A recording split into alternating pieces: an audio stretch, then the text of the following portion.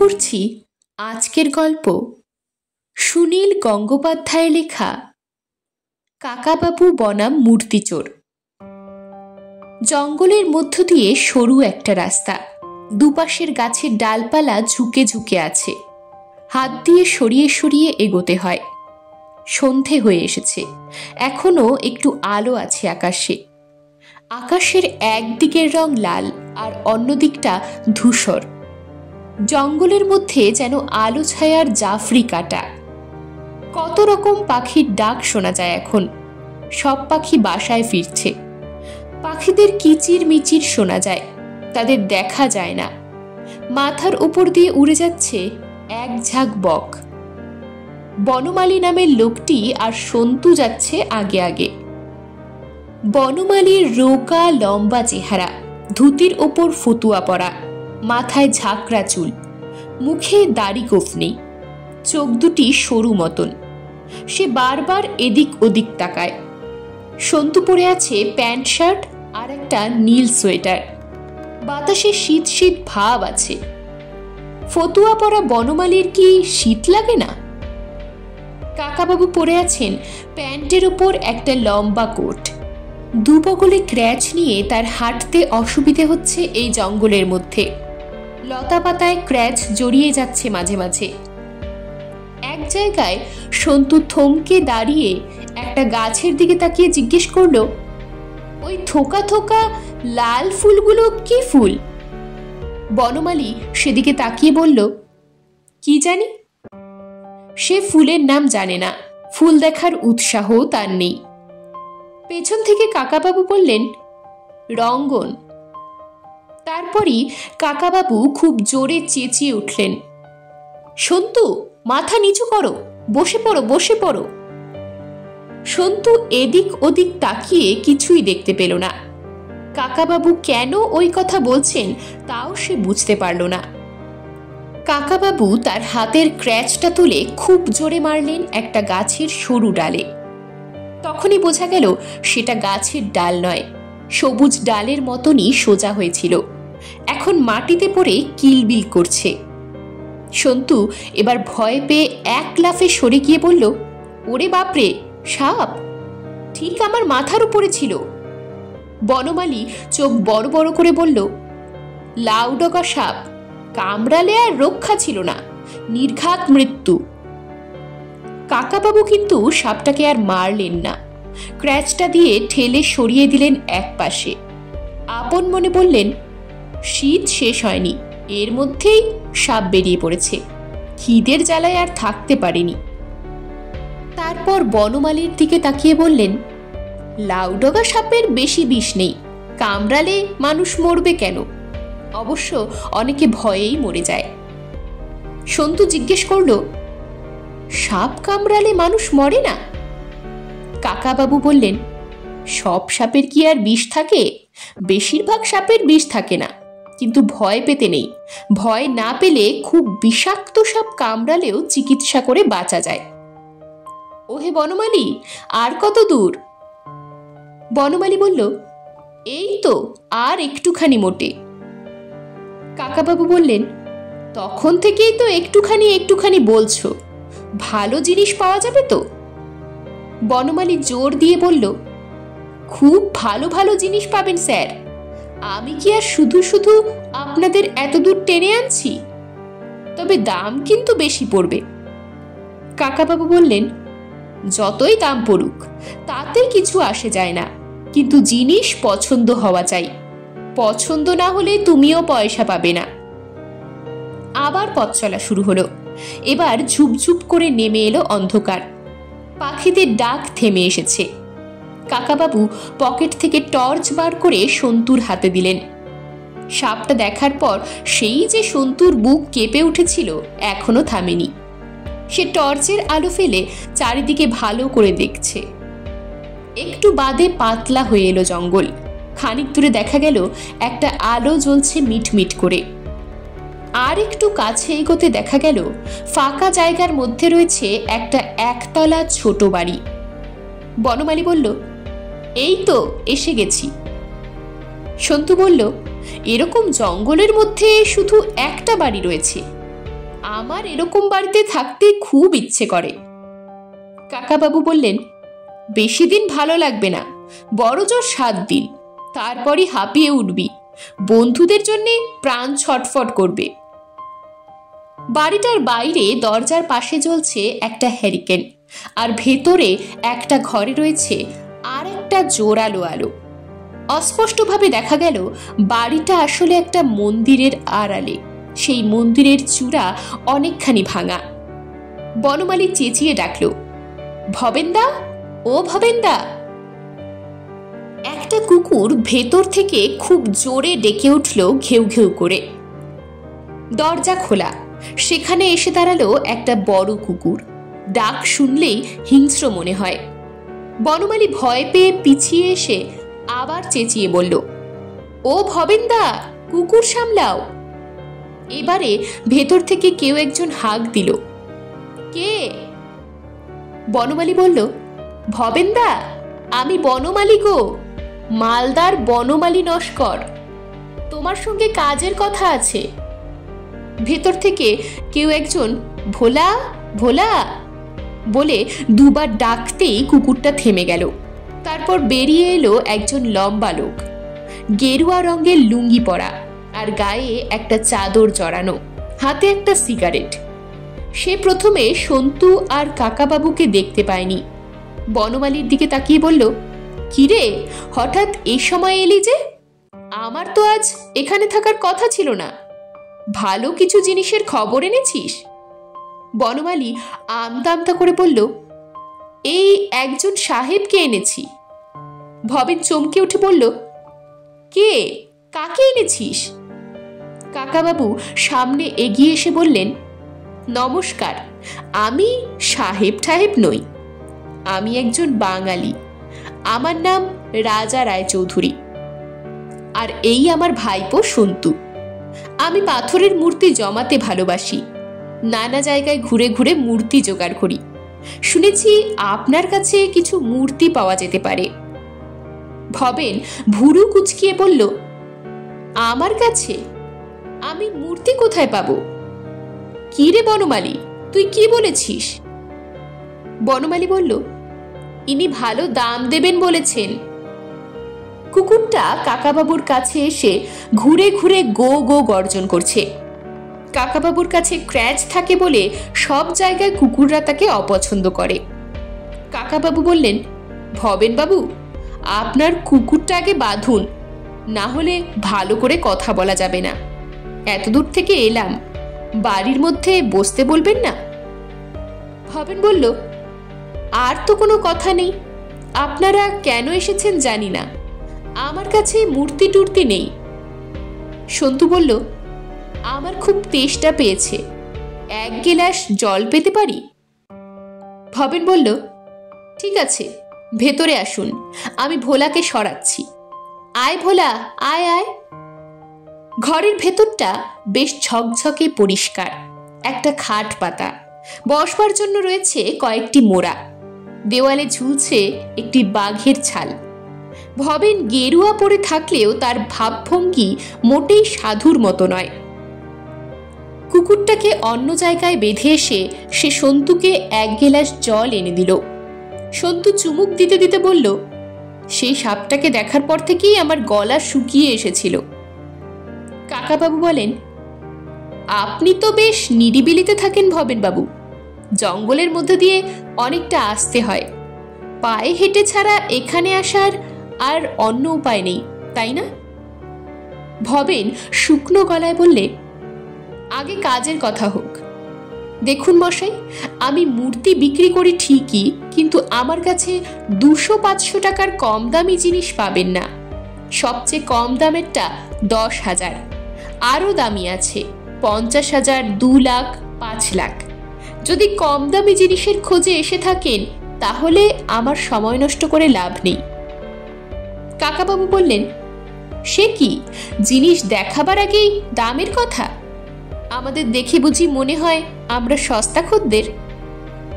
আমার একটা তেলের কল আছে, ভগবানের আশীর্বাদে টাকা পয়সার অভাব নেই, ভালো মূর্তি পেলে যত দাম লাগে দেব।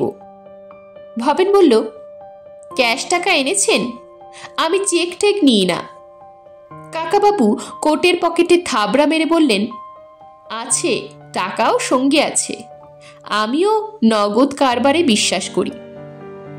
সন্তু আবদারের সুরে বলল, আমার একটা সরস্বতীর মূর্তি চাই, আর একটা গণেশ। ভবেন এ ঘর থেকে একটা হ্যাজাক বাতি নিয়ে বলল, আসুন আমার সঙ্গে। ঘরের পেছন দিকে একটা চাতাল, তার ওপাশে ভাঙা মন্দির। ওরা এলো সেই মন্দিরের মধ্যে। ছাদটা একেবারেই ভেঙে গেছে, সেখানে গজিয়েছে বটগাছের চারা। শিবলিঙ্গটি কিন্তু অক্ষতই রয়েছে, কিছু শুকনো ফুল বেলপাতাও ছড়ানো, মনে হয় মাঝে মাঝে এখনো পুজো হয়।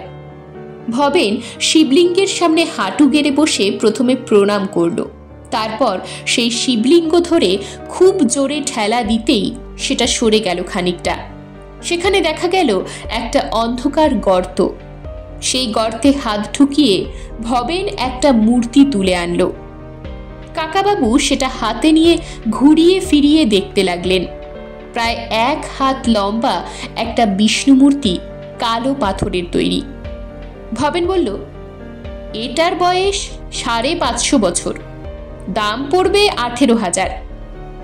কাকাবাবু বললেন, বাহ, খুব সুন্দর, খুব চমৎকার, দেখি আর কি আছে। ভবেন আর একটা মূর্তি তুলল। এটা একটা গণেশ, পাথরের নয়, মনে হয় পেতলের।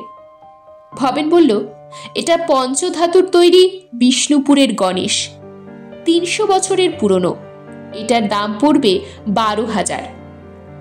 সন্তু বলল, ওটা আমি নেব, ওটা আমার চাই।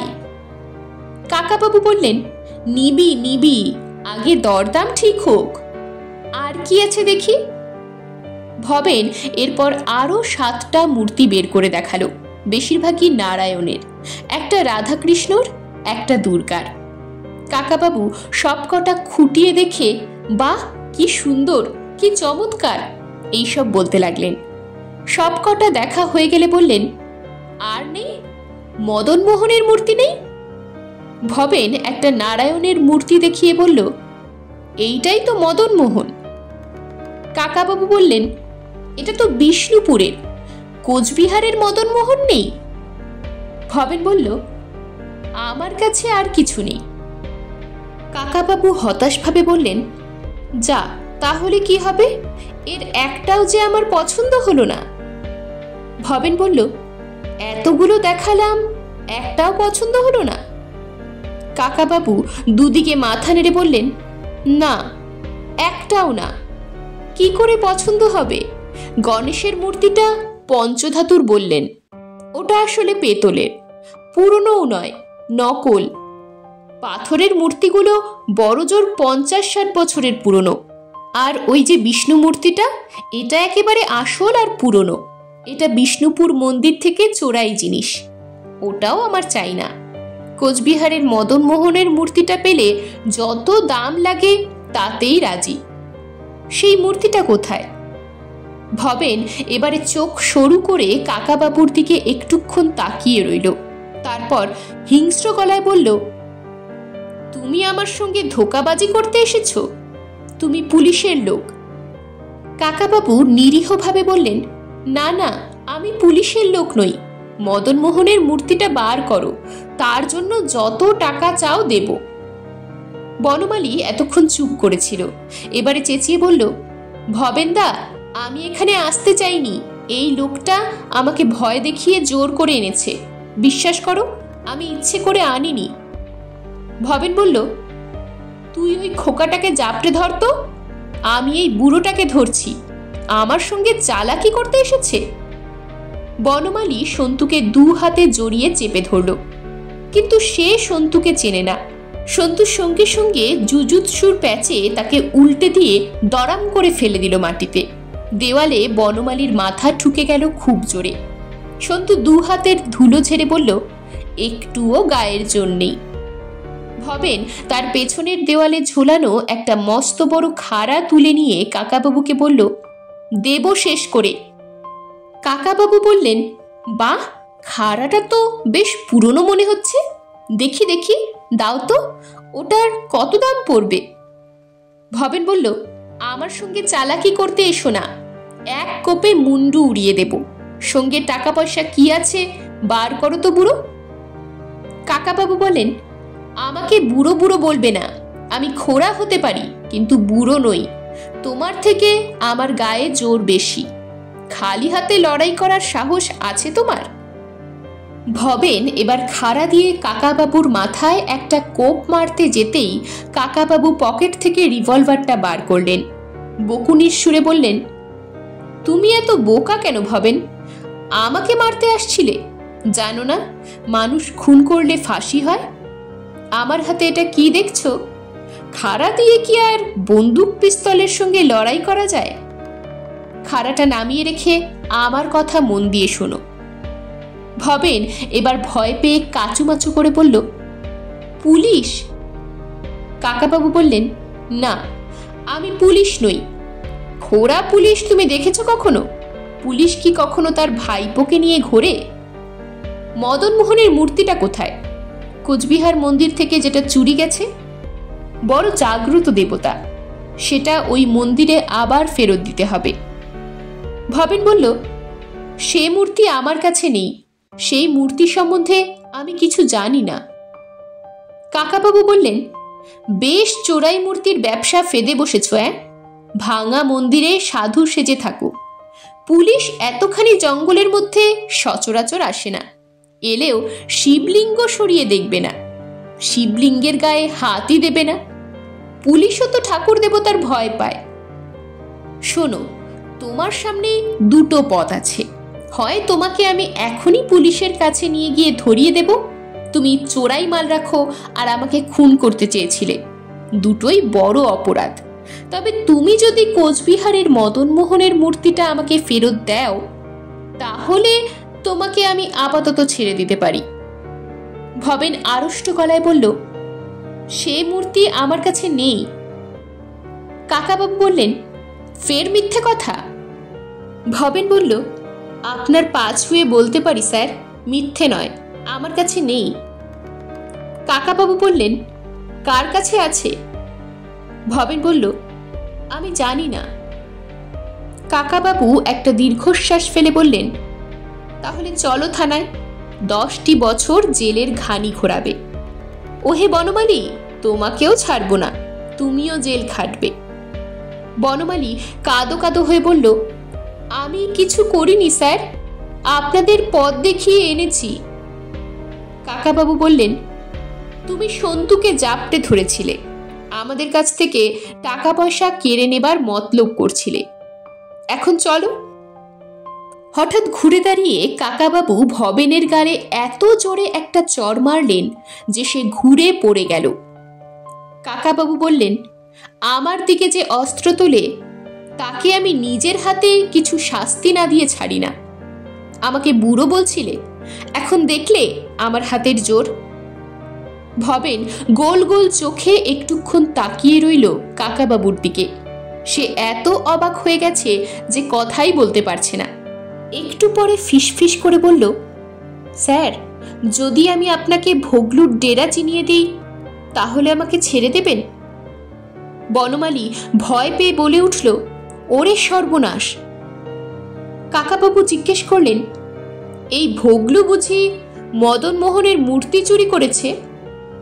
ভবেন বলল, সে চুরি করেনি, ভালো ভালো মূর্তি ভোগলুর কাছে জমা হয়, সেগুলো সে চোরা পথে বিলেতে পাঠায়, অনেক টাকা দাম পায়।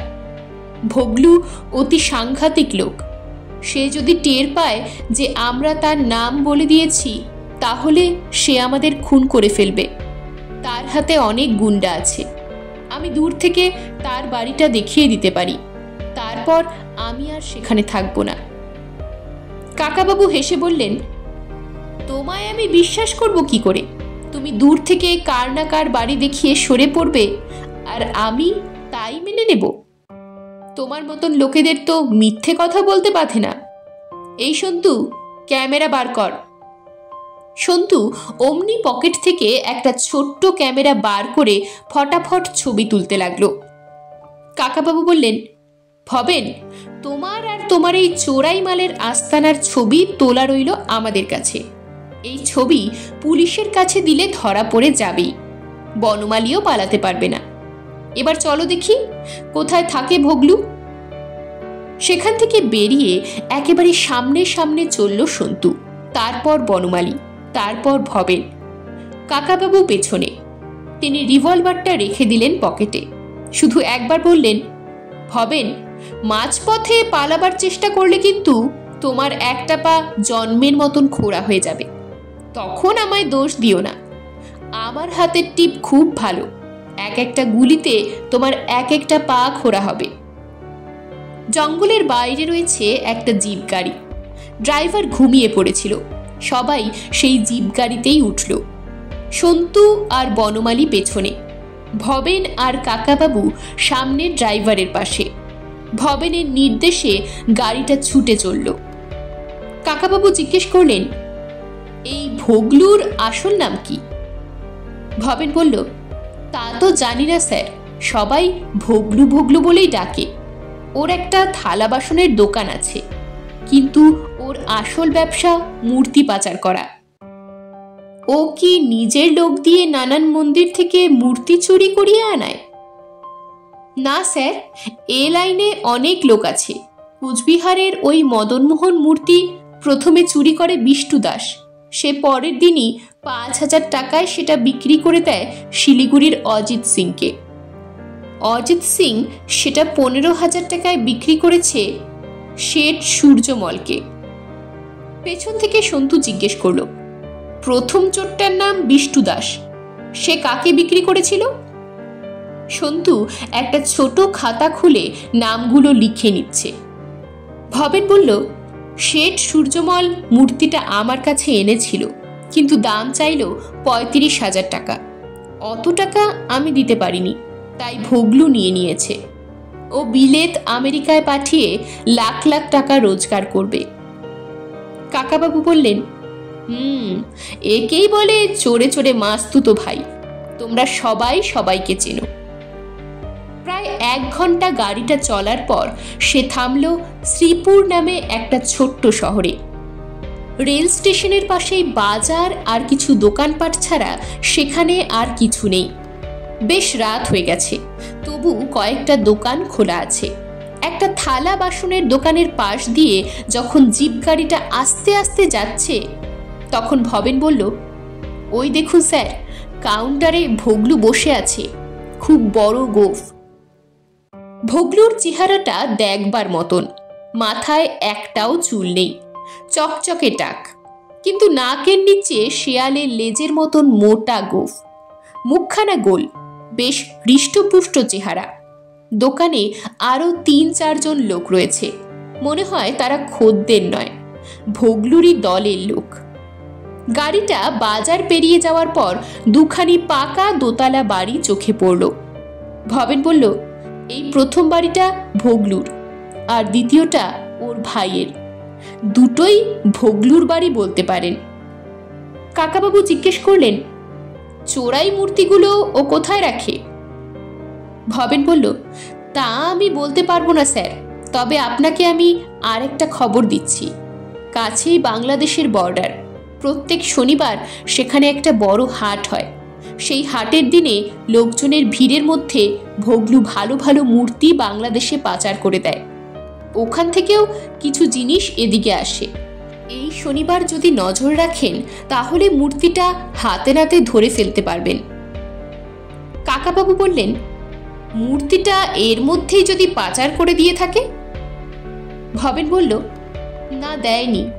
আমাদের কানে তো সব খবর আসে। আরো বেশি দাম বাড়াবার জন্য ভোগলু এখন সেটা আটকে রেখেছে। কাকাবাবু বললেন, ঠিক আছে, দেখা যাক। এখানে কোনো হোটেল আছে? রাতটা কাটাতে হবে তো। ভবেন বলল, একটা ছোট হোটেল আছে, কিন্তু সেখানে কি আপনারা থাকতে পারবেন? হাট বাজারের লোকেরা এসে থাকে। কাকাবাবু বললেন, খুব থাকতে পারবো, একটা ঘর পেলেই হলো। ভবেন এবার হাত জোর করে বলল, আপনার কাছে দয়া চাইছি স্যার, এবার আমাকে ছেড়ে দিন। ভোগলুর লোকজন আমাকে চিনতে পারবে, এখানে দেখলেই সন্দেহ করবে, যখন তখন খুন করতেও ওদের আটকায় না। বনমালী কাকুতি মিনতি করে বলল, আমাকেও মুক্তি দিন স্যার, নইলে ভোগলু মেরে ফেলবে। কাকাবাবু বললেন, ঠিক আছে, ছেড়ে দিতে পারি, কিন্তু তোমাদেরও এই চোরাই মূর্তির কারবার ছাড়তে হবে। 3 মাস পরে এসে আমি আবার খোঁজ নেব। তখনও যদি দেখি তোমরা একই রকম চালিয়ে যাচ্ছ, তাহলে তোমাদের ছবি দিয়ে দেব পুলিশকে। এখন যাও, ভাগো। ভবেন আর বনমালী লাফিয়ে জিপ থেকে নেমে দৌড়ে মিলিয়ে গেল অন্ধকারে। হোটেলটা খুবই সাধারণ, কিন্তু সেটার নাম তাজমহল হোটেল। ঘর ভাড়া 17 টাকা, ভাত, ডাল, বেগুন ভাজা আর বাটা মাছের ঝোল 9 টাকা। সেই খাবারই খেতে বসে কাকাবাবু ম্যানেজারের সঙ্গে ভাব জমালেন। তিনি বললেন যে সরকারি চাকরি থেকে রিটায়ার করে তিনি নিরিবিলিতে থাকতে চান। এই শ্রীপুরে তিনি জমি খুঁজতে এসেছেন, পছন্দ হলে এখানেই বাড়ি বানিয়ে এসে থাকবেন। রাত্রিরে আর কিছু করার নেই, দোতলার ঘরটিতে এসে ওরা দরজা বন্ধ করে শুয়ে পড়ল। সন্তু বলল, কাকাবাবু, এখানকার থানায় তো কোনো খবর দেওয়া হলো না। ভোগলুর তো অনেক লোকজন, পুলিশের সাহায্য নিতে হবে নিশ্চয়ই। কাকাবাবু বললেন, এখনই থানায় যাব না। কেন জানিস, থানাতেও নিশ্চয়ই ভোগলুর লোক আছে। ছোট জায়গায় সব জানাজানি হয়ে যায়, আমরা থানায় গেলেই লোকে আমাদের সন্দেহ করবে, ভোগলুও খবর পেয়ে সাবধান হয়ে যাবে। আগে দেখা যাক না আমরা নিজেরা কি করতে পারি।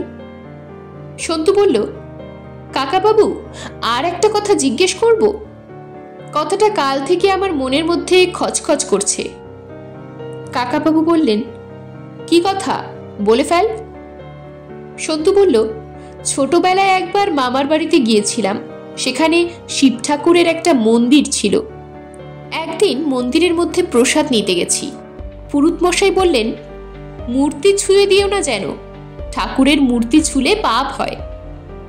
কাকাবাবু বললেন, সে কথাই তো সবাই বলে।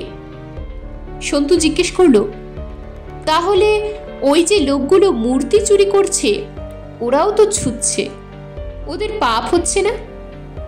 কাকাবাবু হেসে বললেন, পাপ হওয়া তো মনের ব্যাপার। এইসব চোর ডাকাতগুলোর কি আর সেরকম মন আছে? ওরা পাপ পুণ্য মানে না। চুরি করা, মানুষ খুন করা, এসব তো মহাপাপ। চোর ডাকাতরা সে কথাও ভাবে না। সন্তু বলল, আর একটা কথা, অনেক ঠাকুরই তো শুনেছি খুব জাগ্রত। এই যে চোর ডাকাতরা ঠাকুরের মূর্তি চুরি করছে, যেখানে সেখানে ফেলে রাখছে, জাগ্রত ঠাকুর নিজেকে রক্ষা করতে পারেন না? ঠাকুর নিজেই চোরেদের শাস্তি দিতে পারেন না? কাকাবাবু বললেন, ওটাও মনের ব্যাপার, বিশ্বাসের ব্যাপার। এইসব পাথরের বা কাঠের বা মাটির মূর্তি তো শিল্পীরা বানায়, যেমন সুন্দর সুন্দর পুতুল হয়। তারপর মন্দিরে প্রতিষ্ঠা করার পর আমরা সেগুলোকে ঠাকুর মনে করি। শিব, বিষ্ণু, দুর্গা, গণেশ, এদের সকলেরই গল্প আমরা জানি, তাই মূর্তিগুলো দেখলেই আমাদের সেই সব মনে পড়ে। কিন্তু যারা ওসব কাহিনী জানে না, যেমন ধরো কোনো বিদেশি এসে যদি এরকম মূর্তি দেখে, তার কাছে পুতুলই মনে হবে। আর আমাদের মধ্যেও যারা পুজো করে, তারা কেউ শুধু নিয়ম রক্ষার জন্য মাথা ঠুকে প্রণাম করে যায়, কেউ বেশি ভক্তি নিয়ে পুজো করে, কেউ কেউ আবার ভয়ে ভয়েও পুজো করে। যার যেমন বিশ্বাস, যার বেশি বিশ্বাস, সে মনে করে এই দেবতার মূর্তি মানুষের উপকার করতে পারে, অসুখ সারিয়ে দিতে পারে। ঠাকুরের পুজো ঠিকমতো না করলে মহা বিপদ হতে পারে। সবই বিশ্বাসের ব্যাপার। আসলে কিন্তু মানুষের উপকার করা কিংবা ক্ষতি করার কোনো ক্ষমতাই কোনো মূর্তির থাকে না, নিজেকেও বাঁচাতে পারে না। চোর ডাকাতদের ভক্তিও নেই, বিশ্বাসও নেই, তাই মূর্তিগুলোকে মনে করে পুতুল। সন্তু বলল, শুনেছি অনেক চোর ডাকাতও পুজো করে। কাকাবাবু বললেন, সেটাও একটা মজার ব্যাপার। আগেকার ডাকাতরা কালী পুজো করে তবে বেরুতো, ডাকাতি করতে গিয়ে মানুষ খুন করত। যারা মানুষ মারে, অন্যের সম্পত্তি ছিনিয়ে নেয়, কোনো দেবতা কি তাদের সমর্থন করতে পারেন? আজকালও দেখবি যারা খাদ্যে ভেজাল দেয়, জোচ্চুরি করে, গরিবদের ঠকায়, তারাই আবার বড় বড় মন্দির বানায়, ঢাকঢোল বানিয়ে পুজো দেয়। এই সবই মিথ্যে। মানুষকে ভালোবাসাই সবচেয়ে বড় পুণ্যের কাজ। পরদিন সকালে উঠে কাকাবাবু আর সন্তু হোটেলের একটা বাচ্চা ছেলেকে নিয়ে বেরুলো। ছেলেটির নাম পরাণ। সেই সবাইকে ডেকে জানিয়ে দিল যে এই খোড়াবাবুটি এখানে জমি খুঁজতে এসেছেন। জমি দেখার নাম করে পুরো জায়গাটা ঘুরে দেখা হলো। শ্রীপুর জায়গাটা বেশ ছিমছাম সুন্দর। একটা পাতলা মতো নদীও আছে। পাতলা হলেও নদীটির বেশ তেজ, বেশ স্রোত আছে। খানিক দূরে একটা বড় নদীর সঙ্গে মিশেছে। ভোগলুর বাড়ি এই নদীর ধারেই। বাড়ির পেছন দিকে একটা ঘর রয়েছে, সেটা একেবারে নদীর ওপরেই বলা যায়। পরাণের কাছ থেকে ভোগলু সম্পর্কেও কিছু খবর পাওয়া গেল। তাকে এখানে সবাই ভয় পায়। সে স্থানীয় লোক নয়, বাইরের কোনো জায়গা থেকে এখানে এসে ব্যবসা শুরু করেছে। একটা থালা বাসনের দোকান করেই কি করে সে বড়লোক হয়ে গেল তা কেউ জানে না। 4-5 জন গুন্ডা মতন লোক সবসময় থাকে তার পাশে। থানার লোকজনের সঙ্গে তার ভাব আছে। পুলিশরা প্রায়ই তার বাড়িতে নেমন্তন্ন খেতে যায়।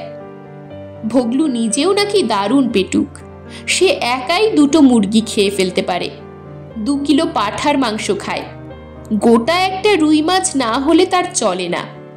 দুপুরবেলা প্রায় রোজই সে একা একা নদীর ধারে ছোট ঘরটায় বসে খায়।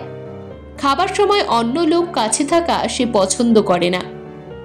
রাত্রিরে সে ওই ছোট ঘরটাতে থাকে। সকালে নদীতে স্নান সেরে পুজো করে। পুজোর সময় সে চেঁচিয়ে চেঁচিয়ে মন্ত্র পড়ে আর গান গায়। তারপর ওই ঘরেই তাকে খাবার দেওয়া হয়। প্রচুর খেয়ে খানিকক্ষণ ঘুমিয়ে তারপর বিকেলের দিকে সে দোকানে এসে বসে। সারাদিন ঘোরাঘুরি করে সব দেখে বুঝে নিলেন কাকাবাবু। ভোগলুর ধারে কাছেও গেলেন না। রাত্রিবেলা শুয়ে শুয়ে সন্তুকে বললেন, একটা সমস্যা আছে রে সন্তু। মদন মোহনের মূর্তিটা কোথায় লুকোনো আছে সেটা খুঁজে বার করব কি করে? সন্তু বলল, ওই নদীর ধারের ছোট ঘরটায় ভোগলু ঘুমোয় রাত্রিরে। মনে হয় ওখানেই কোথাও আছে। অত দামি জিনিস নিশ্চয়ই সে চোখে চোখে রাখবে। কাকাবাবু বললেন, অবশ্য ঠিক, ছোট ঘরটা একবার ভেতরে ঢুকে দেখা দরকার। কিন্তু মাটির তলায় রেখেছে না কোথায় রেখেছে তা দেখতে অনেকটা সময় লাগবে। রাত্রিরে নিশ্চয়ই ওখানে কেউ পাহারা দেয়। সন্তু বলল, একটা কাজ করব, সকালবেলা যখন ভোগলু নদীতে স্নান করতে যায় তখন এক ফাঁকে আমি ওই ঘরে ঢুকে পড়ব। তারপর দুপুরবেলা ও বেরিয়ে গেলে খুঁজে দেখব ঘরটা। কাকাবাবু বললেন, খাটের নিচে কতক্ষণ লুকিয়ে থাকবি? একটু নড়াচড়া করলে কিংবা তোর যদি হাঁচি পেয়ে যায় হঠাৎ, গলা খুসখুস করে যদি, তাহলেই ধরা পড়ে যাবি। ভোগলুর কিরকম গাট্টা গোট্টা চেহারা দেখেছিস তো? সন্তু তাচ্ছিল্যের সঙ্গে বলল, ধরা পড়ব না আমি। ধরা পড়লেও ও আমাকে ধরে রাখতে পারবে না। কাকাবাবু বললেন, তা হয় না, এতে ঝুঁকি খুব বেশি। অন্য কোনো উপায় ভেবে দেখতে হবে। এখন ঘুমো। ভোরবেলা কিসের যেন শব্দে কাকাবাবুর ঘুম ভেঙে গেল। তিনি চোখ মেলে দেখলেন সন্তু জামা প্যান্ট পরে বাইরে বেরুবার জন্য তৈরি হয়ে গেছে প্রায়। কাকাবাবু জিজ্ঞেস করলেন, এ কি সন্তু, কোথায় যাচ্ছিস? সন্তু বলল, তুমি কিছু চিন্তা করো না কাকাবাবু, আমি ভোগলুর উপর নজর রাখতে যাচ্ছি। নদীর ধারে বসে থাকবো। কাকাবাবু বললেন, তুই তো শুধু বসে থাকার ছেলে না, ভোগলুর ঘরে ঢোকার চেষ্টা করবি ঠিক। ভোগলু দুপুরের আগে ও ঘর থেকে বেরোয় না। পুজো করে অনেকক্ষণ ধরে, তারপর খাবার খায়। তুই এত সকাল সকাল গিয়ে কোথায় বসে থাকবি? সন্তু বলল, আমার আর শুয়ে থাকতে একদম ইচ্ছে করছে না। আমি কাল একবার ও ঘরের জানলা দিয়ে উঁকি মেরে দেখেছি। পাশে একটা ভাড়ার মতন ছোট্ট ঘর আছে, যদি ভেতরে ঢুকতে পারি তাহলে ওই ঘরটাতে থাকবার চেষ্টা করব। ভোগলু বেরিয়ে যাওয়ার পর খোঁজাখুঁজি শুরু করব। কাকাবাবু বললেন, তখন নিশ্চয়ই বাইরে পাহারা থাকবে। ঠিক আছে, তুই যখন জেদ ধরেছিস আমার রিভলভারটা নিয়ে যা। কারুকে মারবি না, শুধু আত্মরক্ষার দরকার হলে ভয় দেখাবি। রিভলভারটা পেয়ে সন্তু খুশিতে ছটফট করতে লাগলো। কাকাবাবু সহজে সন্তুকে রিভলভারে হাত দিতে দেন না। সে বলল, তুমি চিন্তা করো না, আমি বিকেলের মধ্যেই ফিরে আসছি, তুমি ঠিক খবর পেয়ে যাবে। কাকাবাবু বললেন, শোন, তুই মদনমোহনের মূর্তিটার সন্ধান পেয়ে গেলেও নিয়ে আসার চেষ্টা করিস না। চোরের ওপর বাটপারি করা ঠিক নয়, ভোগলুকে হাতে নাতে ধরতে হবে। সন্তু প্রায় ছুটে বেরিয়ে চলে গেল। কাকাবাবু বিছানায় শুয়েই রইলেন। খানিক পরে একজন চা নিয়ে এলো। কাকাবাবু চা খেতে খেতে একটা বই পড়তে লাগলেন। বেলা গড়িয়ে গেল। 11টা বেজে যাওয়ার পর আর ঘরের মধ্যে থাকতে তার ইচ্ছে হলো না। বেরিয়ে এলেন হোটেল থেকে। প্রথমে ভাবলেন জিপ গাড়িটা নিয়েই বেরোবেন, তারপর ঠিক করলেন হেঁটেই যাবেন। আকাশ মেঘলা আজ, রোদ নেই, গরমও নেই, হাঁটতে ভালোই লাগবে।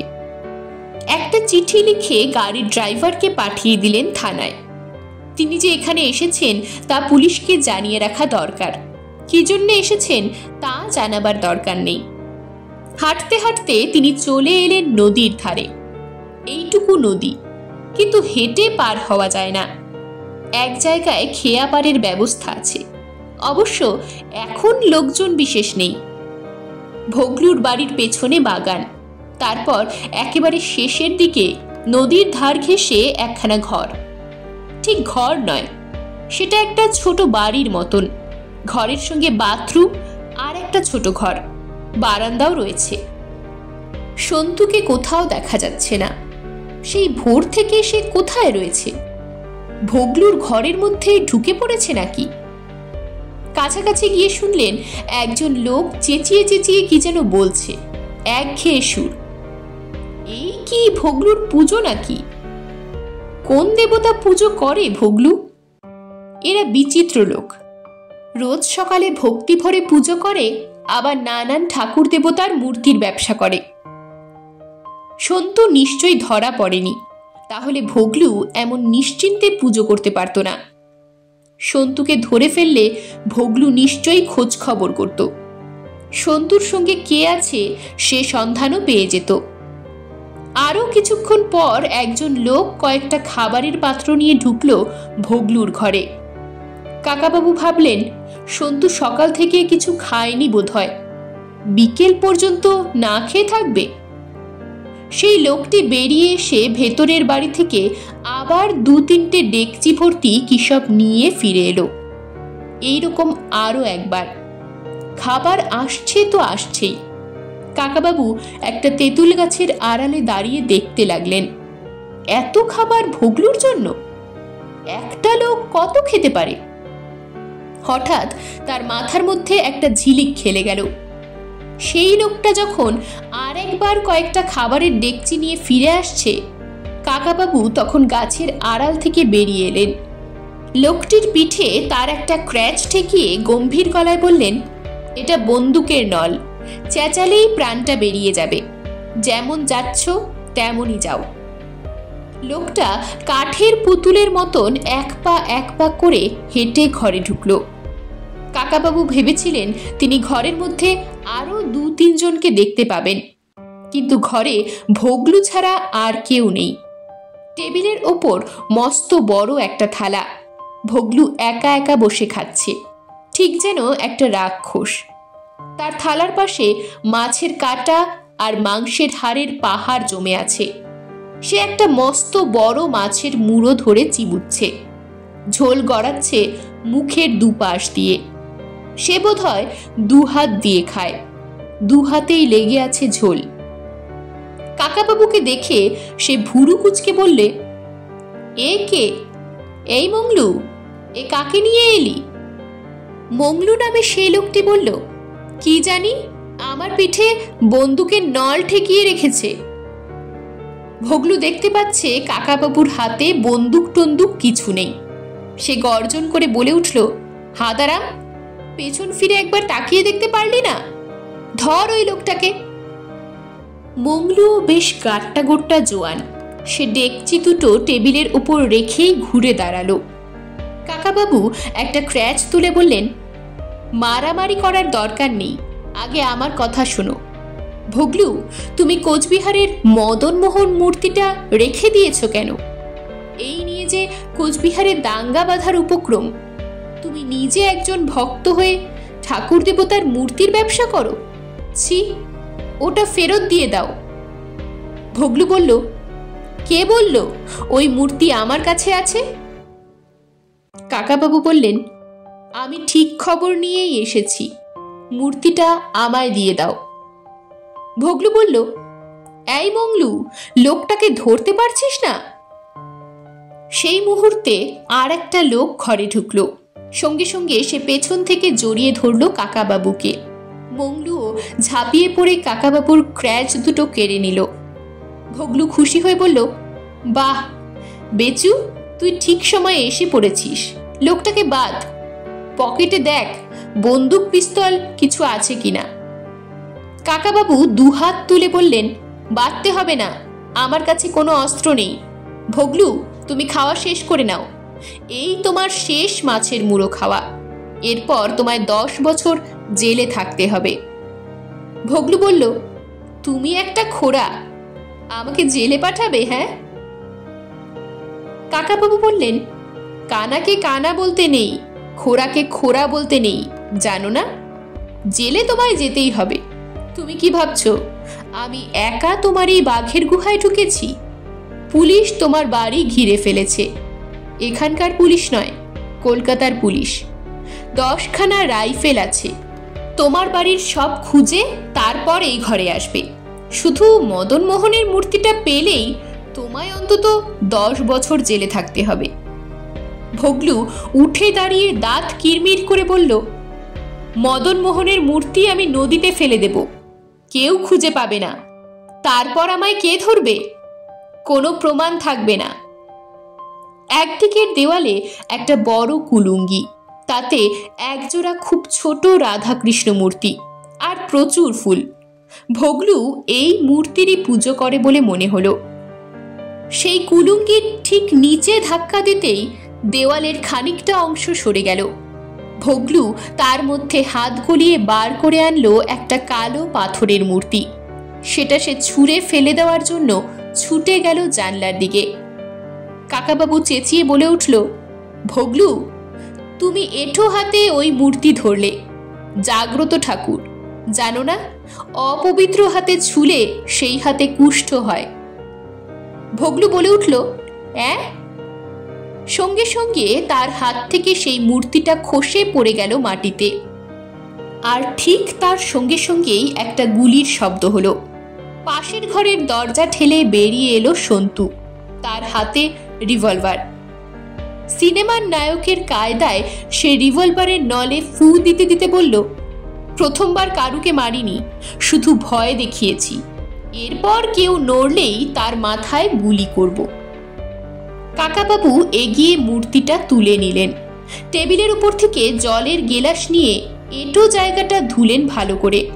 পকেট থেকে রুমাল বার করে মুছে নিয়ে বললেন, বাহ, এবারে ঠিক আছে। ভগলু, এবার বেরিয়ে পড়ো। সন্তুকে সাবধান, ও কিন্তু খুব ভালো গুলি চালাতে পারে। রাস্তায় লোকেরা অবাক হয়ে দেখল সন্তুর মতন একটা বাচ্চা ছেলের হাতে রিভলভার, আর তার সামনে সামনে মাথার উপর হাত তুলে চলেছে ভগলু আর তার 2 চেলা। একটু পেছনে ক্র্যাচে ভর দিয়ে একজন প্রৌঢ় মানুষ। হাঁটতে হাঁটতে ওরা পৌঁছে গেল থানায়। কাকাবাবুর জিপটা চলে এলো খবর পেয়ে। খানিক বাদে থানা থেকে বেরিয়ে সেই জিপে উঠতে উঠতে কাকাবাবু বললেন, যখন দেখলাম অত খাবার যাচ্ছে ভগলুর ঘরে, তখন মনে হলো নিশ্চয়ই ওখানে আরও 2-3 জন লোক আছে। অত খাবার কি একজন মানুষ খেতে পারে? তাহলে তুই নিশ্চয়ই ধরা পড়ে গেছিস। তোকে আটকে রেখে ভগলু তার সঙ্গীদের নিয়ে কিছু পরামর্শ করছে খেতে খেতে। সন্তু বলল, আমি তো ভোর থেকে ওর পাশের ছোট্ট ঘরটায় ঢুকে বসে আছি, ভগলু টেরও পায়নি, কিন্তু মূর্তিটা কোথায় রেখেছে বুঝতে পারিনি। অন্য একটা মূর্তির পুজো করছিল। কাকাবাবু বললেন, পুলিশের কথা বলতেই কাজ হলো, কিন্তু মূর্তিটা জলে ফেলে দিলে মুশকিল হতো। তবে হাতে কুষ্ঠ হবে বলা মাত্র কিরকম ভয় পেয়ে গেল দেখলি? সন্তু বলল, এরা ঠাকুরের মূর্তি ভয় পায়, আবার বিক্রিও করে। কাকাবাবু হাসতে হাসতে বললেন, সেই তো, কি বিচিত্র মানুষ এরা সব। ঠাকুর দেবতায় বিশ্বাস আছে, আবার টাকার লোভে সেই বিশ্বাসও চাপা পড়ে যায়। দুজনেই হাসতে লাগলো প্রাণ ভরে। এরকমই আরো সব গল্প পেতে চ্যানেলটিকে সাবস্ক্রাইব করে দেবেন। আর গল্পটি যদি ভালো লেগে থাকে তাহলে লাইক, শেয়ার আর কমেন্ট করে দেবেন।